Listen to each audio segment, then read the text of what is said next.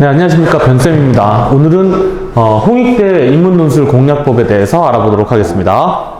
자, 홍익대는 올해 379명의 학생들을 뽑습니다. 논술로 뽑는 인원이고요. 자, 잘 보시면 다른 학교에 비해서 많아 보이지는 않은데 이런 거, 뭐 자율전공, 그 다음에 법학, 그 다음에 경영에서 꽤 인원을 많이 뽑습니다. 이런 특히 홍익대학교 같은 경우는 자율전공이 굉장히 매력적인 학과죠. 왜냐면 홍대는 사실 뭐 다 아시겠지만 뭐 가장 유명한 게 미대잖아요. 근데 미대에 들어가는 방법 중에 하나가 자율전공을 선택해서 나중에 미대를 선택할 수 있게 있는 걸로 알고 있어요. 올해부터 예술학과에서 미대에 있는 예술학과에서 논술을 뽑지 않아요. 그러니까 올해부터 이제 뽑지 않는데, 그래서 저런 예술학과 같은 경우에는 어떻게 이런 자율전공으로 들어가서 갈 수 있는 방법이 있고, 또 하나 좀 눈여겨봐야 될 학과가 어디냐면 얘네예요. 역사교육이 있다는 거예요. 지금 이 동영상을 시청하신 학생들 중에 사학이나 역사교육에 관심 있는 학생들 많으시죠. 근데 그래도 대부분의 대학들이 사학과를 뽑는 대학들은 많은데 역사교육을 뽑는 대학은 별로 없어요. 근데 홍익대는 전통적으로 역사교육에서 논술을 뽑으니까 내가 정말 이제 역사교육과를 가고 싶다 하는 학생들은 반드시 좀 염두에 두시기 바랍니다. 자, 수능 최저 자격 기준은 공이 국영수 사탐 한 과목 해서 3개 합 7이에요. 그리고 한국사는 4등급 이내여야 되고, 이 대학뿐만이 아니겠지만, 그런 학생들이 있어요. 나는 어차피, 예를 들어서 이제 문과에서 가장 많은 경우는 이제 수학 포기자들인데, 이제 수포자들이죠. 수학 포기자들은 아예 뭐 수학을 응시하지 않거나 하는 생각을 하기도 해요. 그런데, 보시면 알겠지만 각 모집계열, 모집단위별 수능 최저 기준에 제시된 4가지 영역을 모두 응시하셔야 돼요. 자, 이 삼합 7에 대해서는 조금 이따가 다시 얘기할 거니까 그때 말씀을 나누도록 하고, 자, 전형 요소 및 반영 비율은, 자, 논술이 90이에요. 굉장히 높죠. 그 다음에 학생부가 다 들어가는 게 아니라 교과만 10% 들어가는데, 자, 이 10%도 모든 과목이 들어가는 것이 아니라 국수영 사회교과군에, 자, 본인이 1학년 1학기부터 3학년 1학기까지 시험 본 것 중에 잘 본 거 3과목씩, 그러니까 국어셋, 수학셋, 영어셋, 사회셋이 들어가요. 그래서 총 12과목이 학년 구분 없이 반영되는 거예요. 그죠? 그러니 이것은 뭐냐면 학생부 특히 교과 비중을 아예 낮추겠다는 의지예요. 출제 유형부터 알아볼게요. 출제 유형 및 시험 시간은 총 120분 동안 2문항 전형적인 인문 논술이에요. 그 다음에 2문제 모두 800자 플러스 마이너스 100자 해서 700자에서 900자를 쓰셔야 돼요. 그러니까 총 1600자를 써야 되는데 볼펜으로 작성을 해야 되는 거죠. 그죠? 물론 뭐 숙명여대나 아니면 뭐 성신여대와 같이 이 학교보다 더 길게 써야 되는 학교도 있어요. 그런데 남학생들 같은 경우에는 이렇게 800자씩 2문제를 쓰는 게 굉장히 낯설 수 있어요. 자, 그래서 기본적인 공략법을 이제 얘기를 할 건데, 어쨌든 전형적인 인문 논술이에요. 전형적인 인문 논술. 그러니까 수리 논술이 나오지 않는다는 거죠. 그렇죠? 그리고 도표도 거의 출제되지 않아요. 그런데 작년 같은 경우에는 오전과 오후로 나뉘었는데 오후 2번 문제에서 도표가 나오기는 했어요. 그건 이따가 다시 설명을 해 드릴게요. 그런데 어쨌든 전통적으로 그냥 인문 논술이다. 그리고 아까 전에 내신 비율을 봐서 알겠지만 내신이 나쁘더라도 그냥 지원하세요. 여기는. 그러니까 오히려 내신이 나쁜 학생들은 반드시 지원을 염두에 두어야 하는 학교예요. 이건 명심하세요. 논술 100이 들어간 학교들이 몇 있죠. 그죠? 뭐 연세대나 그 다음에 건국대나. 그런데 사실 연세대는 최저도 없고 워낙에 하이 클래스이기 때문에 지원하는 게 꺼려진단 말이에요. 내신이 나쁜 학생들은 어쩔 수 없이 건국대를 반드시 지원을 해야 되는데, 그런데 건국대 말고도 홍익대도 반드시 염두에 둘 수 있다는 거죠. 내신이 10%밖에 안 되고, 그 다음에 그 10%의 교과도 전 과목이 들어가는 것이 아니라 본인이 잘한 과목 3과목씩만 들어가기 때문에, 이건 무슨 말이냐면 아주 잘한 학생들과 격차가 별로 안 난다는 거예요. 그러니까 10% 정도면 충분히 논술로 커버가 된다는 거죠. 그런데 조금 더 얘기를 해주자면 왜 이렇게 되냐면 사실은 몇 년 전만 하더라도 홍익대는 내신이 40% 들어갔고 등급간 격차도 굉장히 컸어요. 그래서 학생들이 내신이 나쁜 학생들이 무조건 지원을 안 했어요. 아무리 선생님이 아니다 홍대 내신 4등급대 애들도 충분히 붙더라 이거 선생님이 붙는 애들을 봤다라고 해도 학교에서 말려요. 그 진학 담당 선생님들이 여기는 너 내신 나쁘니까 지원하지 마 이런 식으로 한다는 거예요. 근데 어쨌든 홍대는 논술로 다 뒤집히거든요. 근데 계속 이런 식으로 학생들이 지원하지 않으니까 아예 학교에서 내신 비율을 낮춰놓는 거예요. 그러니까 충분히 지원할 수 있으니까 내신 신경 쓰지 말고 지원하시고. 자, 그리고 또 하나가 뭐냐면 수능 전 논술 시험이에요. 수능 전. 사실 수능 전에 논술 보는 것은 굉장히 부담되죠. 그죠? 왜냐면 수능을 한두 달 앞두고 논술 시험을 봐야 된다는 얘기인데 아무래도 이 수능 전에 논술 시험을 보게 되면 거기에 맞춰서 굉장히 집중해서 공부를 해야 된단 말이에요. 수능 공부를 해야 된단 말이죠. 근데 갑자기 이때 논술 시험 준비를 해야 되니까 이게 밸런스가 무너질까 두렵기도 하고 괜히 이거 준비하다가 수능도 망칠 것 같고 이런 부담감이 크단 말이죠. 더구나 최저가 7이에요. 3합 7이에요. 2합 7이 아니라 3합 7. 그러니까 두 개 과목 2등급이 필수고 또 하나 3등급이 있어야 된다는 얘기예요. 이게 아무것도 아닌 것 같아도 되게 부담스러운 등급이에요. 사실은. 그러니까 뭐냐면 내가 수능 시험을 보기 전에 이렇게 최저가 있는 대학의 시험을 봤는데 만약에 내가 이 최저를 못 맞추면 그냥 다 날아가는 거거든요. 근데 그걸 위해서 내가 시간을 투자해서 논술 공부를 해서 시험을 보고 왔어. 수능 공부하는 시간을 빼앗기고. 이건 정말 되게 엄청나게 부담되는 거겠죠. 그죠? 그래서 선생님은 홍익대는 확실하게 내가 그래도 3합 7은 맞춘다. 적어도 3과목 해가지고 2, 2, 3은 사탐 하나 해서 충분히 나는 3합 7은 맞출 수 있다라는 학생만 시험 보세요. 무슨 얘기냐면 불안해. 내가 3합 7 하는 게 되게 불안한 학생이야. 8이나 9면 몰라도 2합 4까지는 어떻게 해보겠는데 3합 7은 아무리 생각해도 좀 불안해 하는 학생들은 차라리 포기하세요. 왜냐면 정말 많은 그 피해가 올 수 있단 말이죠. 자, 두 문제 모두 800자 논술이고 또 그것을 볼펜으로 적어야 돼요. 800자는 긴 편에 속하는 논술이에요. 그래서 사실은 상당히 부담될 거라고요. 그죠? 근데 그것도 볼펜으로 써야 된다. 그죠? 그러니까 사실은 연습이 많이 필요한 학교예요.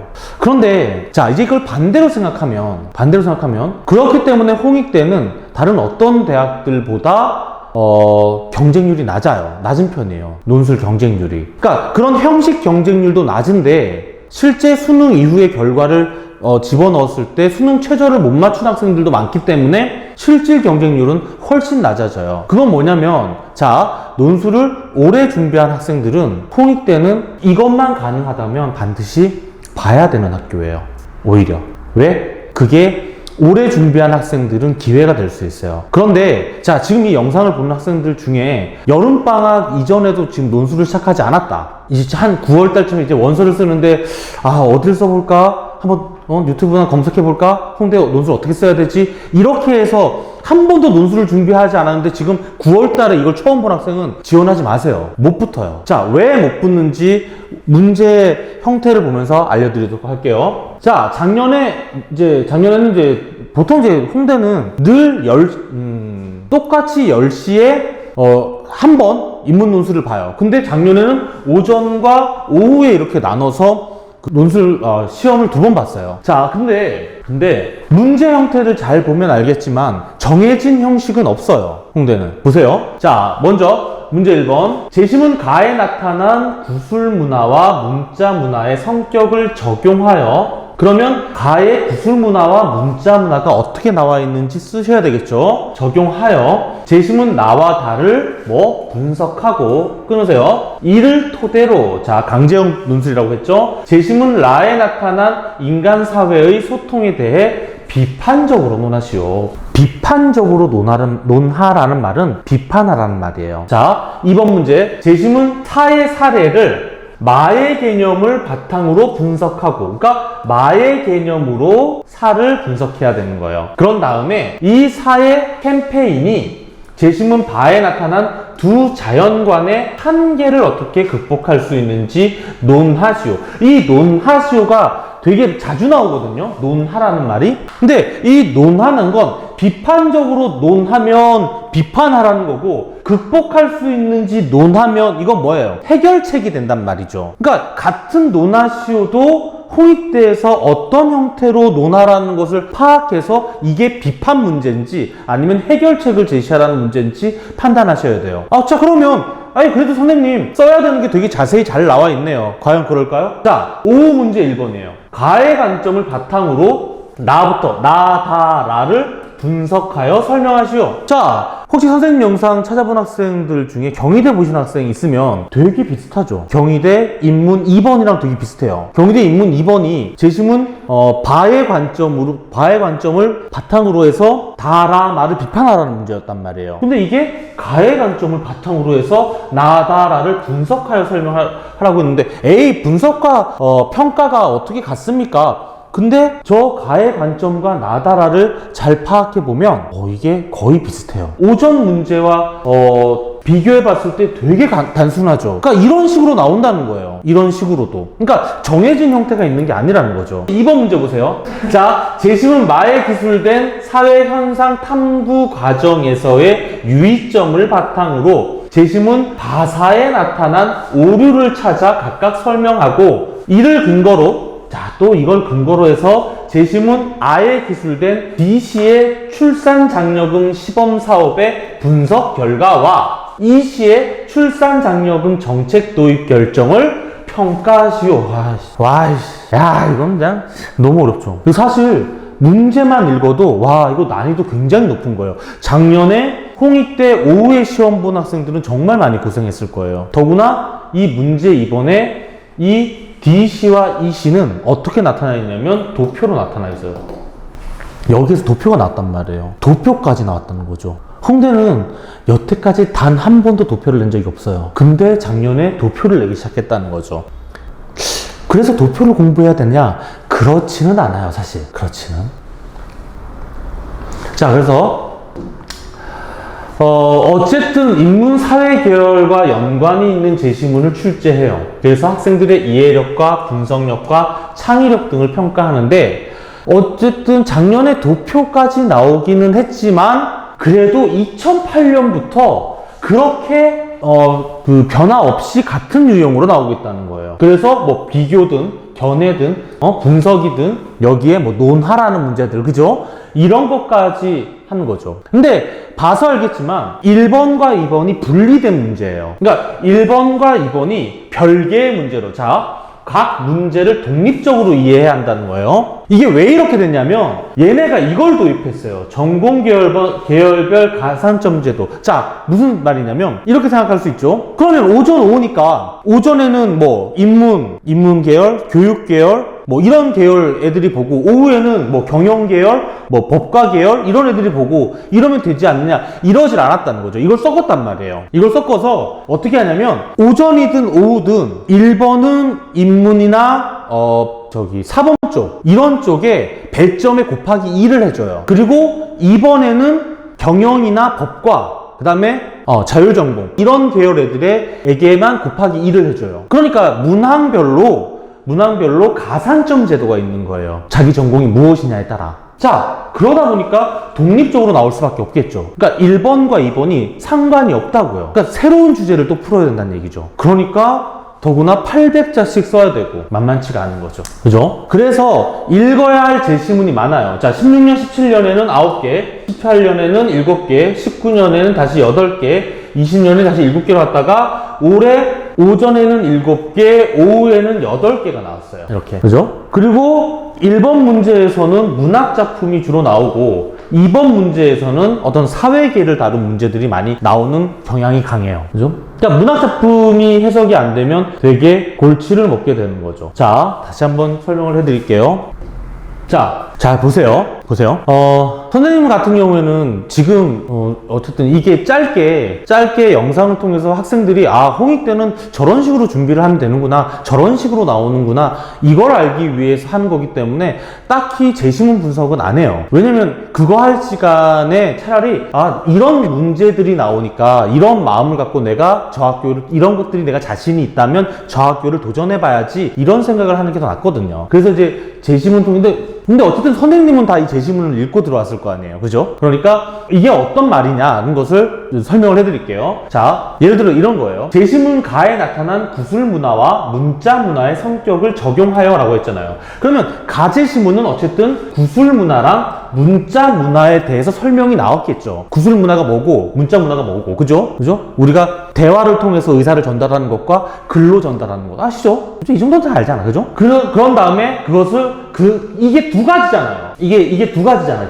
두 가지. 그러면 그걸 적용해서 나와 다를 분석하라고 하면 어떻게 써요? 하나는 구술 문화를 보여줄 거고 하나는 문자 문화를 보여줄 거란 말이죠. 자, 실제 제시문 나는 성석재의 황만근 씨는 이렇게 말했다라는 교과서에 나오는 소설이 나왔어요. 그래서 구술 문화를 말하는 거였고, 다는 그 최재천 씨의 글이 나왔는데 그게 뭐였냐면 그 리처드 도킨슨의 그 이기적 유전자 아시죠? 그 이기적 유전자를 읽고 이 사람이 어떤 감상을 했는지가 나온 거예요. 그래서 얘는 문자 문화에 대해서 나온 거예요.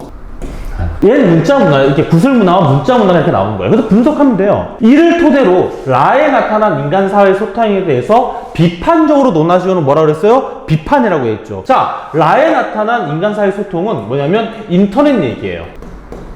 인터넷 얘기는 뭐겠어요? 우리 사회가 다시 문자에서 지나치게 구술적으로 간다. 요즘 책 안 읽잖아요. 대신에 영상은 보잖아. 이게 뭐야? 다 구술 문화잖아요. 그죠? 그러니까 그게 지나친 게 어떤 문제가 있느냐, 이 두 가지 문화의 특성을 가지고 얘기해라, 이런 문제였던 거예요. 자, 그러기 위해서는 지금 뭐도 해야 돼? 내가 문학도 분석해야 되고 리처드 도킨스의 얘기를 한 그런 견해글도 스필도 읽어야 되고, 그죠? 해야 되는 것이죠. 자, 2번 문제 보세요. 제시문 4의 사례를 마의 개념을 바탕으로 분석하고, 자, 문제 1번은 인문 쪽 애들이 곱하기 2를 하고, 문제 2번은 경영이나 법과 애들이 곱하기 2를 한단 말이에요. 그러니까 이건 그쪽이란 말이죠. 제시문 4의 제시문 4에는 어떤 캠페인이 나오나 보죠. 바에 나타난 두 자연관의 한계를 어떻게 극복할 수 있는지인데, 자, 제시문 4의 캠페인은, 이게 사례죠. 뭐가 나왔냐면, 기업들이 자발적으로 친환경 운동을 한 사례가 나와요. 친환경 운동을 한. 그리고 마에는 뭐가 나오냐면 외부 효과에 대해서 나와요. 외부 효과에 대해서. 외부 효과 아시죠? 자, 그래서 외부 효과는 크게 외부 효과, 긍정적 외부 효과와 부정적 외부 효과로 나뉘죠. 그래서 긍정적 외부 효과는 외부 경제, 그 다음에 부정적 외부 효과는 외부 불경제, 이렇게 얘기를 하잖아요. 그 두 가지를 가지고 이제 예를 얘기해야 되는데, 자, 바에 나타난 자연관이라고 한다면 사실 자연관은 이거밖에 없어요. 생태 중심주의냐, 인간 중심주의냐. 그죠? 자, 그런데 여러분, 무엇 중심주의는 딱 그 입장이잖아요. 그렇죠? 그렇기 때문에 이런 두 가지는 어느 한쪽에 치우쳐질 확률이 높거든요. 그래서 그거의 한계를 극복할 수 있는지라고 했기 때문에 이 기업의 그 자발적인 친환경 운동은 결국 이런 식의 어느 한쪽으로 치우치는 자연관을 극복할 수 있을 거예요. 조화, 이런 식으로 나오겠죠. 그죠? 그러니까 이런 식으로 분석이 되는 거죠. 이해되죠? 자, 5 문제도 마찬가지예요. 되게 간단해 보이는 이 논제도, 자, 이게 뭐냐면, 가는 다윈 나왔어요. 다윈. 작년에 선생님이, 공교롭게도 이 다윈 수업을 시험 보기 한 달 전인가요? 정규 수업에 한 적이 있었어요. 실제. 그래서 홍대 시험 보는 애들이 막 전화가 왔었어요. 진짜. 선생님, 다윈이 나왔어요. 근데 잘 썼어야지, 그러면. 잘 썼어야지. 근데 이 다윈은 되게 오해를 많이 하거든요. 왜냐면 우리는 다윈 하면 약육강식, 적자생존 이런 거 생각하기 쉬운데, 사실 다윈은 다양성을 주장한 사람이에요. 결국 우리가 이렇게 진화할 수 있었던 것은 그 다양성이 서로 인정됐기 때문이다, 이런 식이란 말이죠. 근데 나부터 라까지의 제시문은 이 다양성과 거리가 먼 사례들이 나와요. 그러니까 제시문 나에는 소설 2편이 나오는데 그 소설 2편 모두 외국인 노동자가 우리나라에 들어와서 차별받는 얘기가 나와요. 그 소설.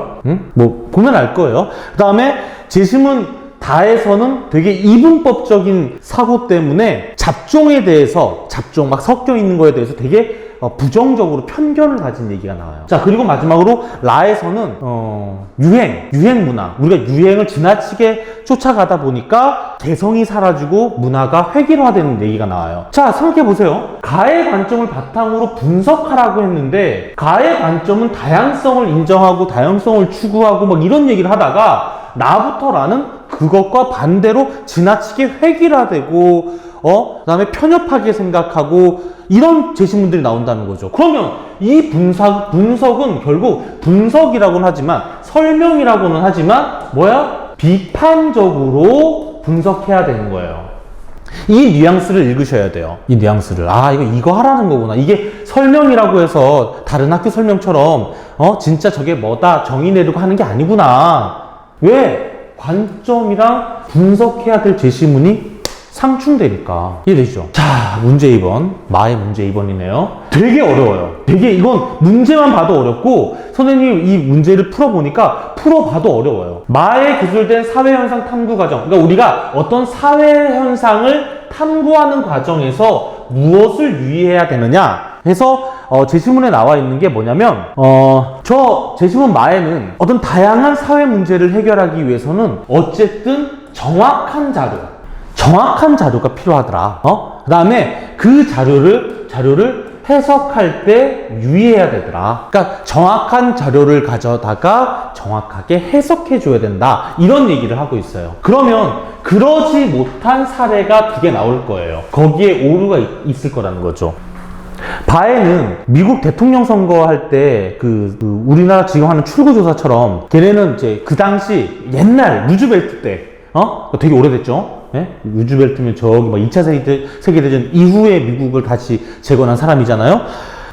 그때에 이제 대통령 선거 때 설문조사 했더니, 미리 사전 설문조사 했더니 나온 결과가 루즈벨트가 질 거라고 했는데, 아니 막상 뚜껑을 열어보니까 루즈벨트가 말도 안 되게 이겼다는 거죠. 왜 그런 일이 벌어졌냐 했더니 그 사전조사한 게 뭐다? 자동차를 가지고 있고 뭐 이런 조건이 있어요. 그런 사람들한테 전화를 했던 거야. 그리고 그 당시에는 집에 전화기도 많지 않았던 거지. 그러니까 집에 전화기가 있고 자동차가 있는 정도면 잘 사는 사람인 거야, 이미. 그러니까 이 사람들이 누구한테 다 사전조사를 한 거야? 중산층한테 한 거지. 그러니까 루즈벨트는 그때 중산층한테 인기가 없었거든. 그러니까 그 오류잖아요. 그죠? 그런 오류. 그러니까 뭐예요?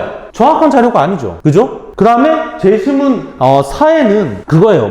운전 경력에 따라 이 사람들한테 안전교육할 필요가 있느냐, 안전교육의 이수 필요성에 대해서 설문조사를 한 내용이 나오는데, 역시 오래된 사람일수록 다 아니까 필요하지 않다고 대답할 텐데, 오래된 사람일수록 또 사고도 적게 내거든요. 사고는 초보들이 많이 내거든. 물론 큰 사고는 운전은 오래 한 사람이 하지만 너 갑자기 찔리네?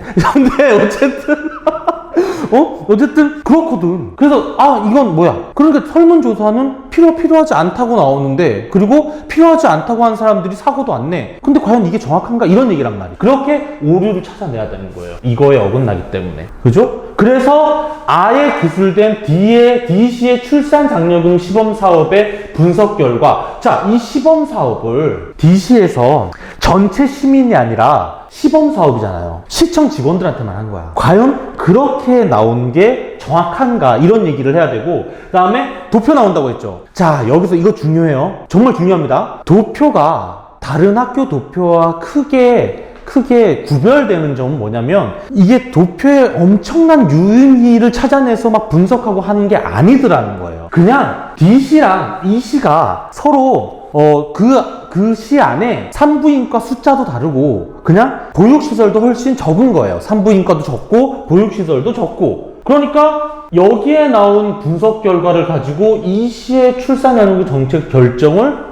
할 수는 없는 거죠. 그 얘기를 그냥 하면 되는 거더라고요. 그래서 처음 도표가 나오긴 했지만 그 도표가 예를 들어 뭐 성균관대나 이런 학교에 뭐 성균관 또 있어 뭐 인하대 뭐 이런 학교에 도표 푸는 것처럼 그렇게 그 수의 추이가 중요하고 그러지는 않더라.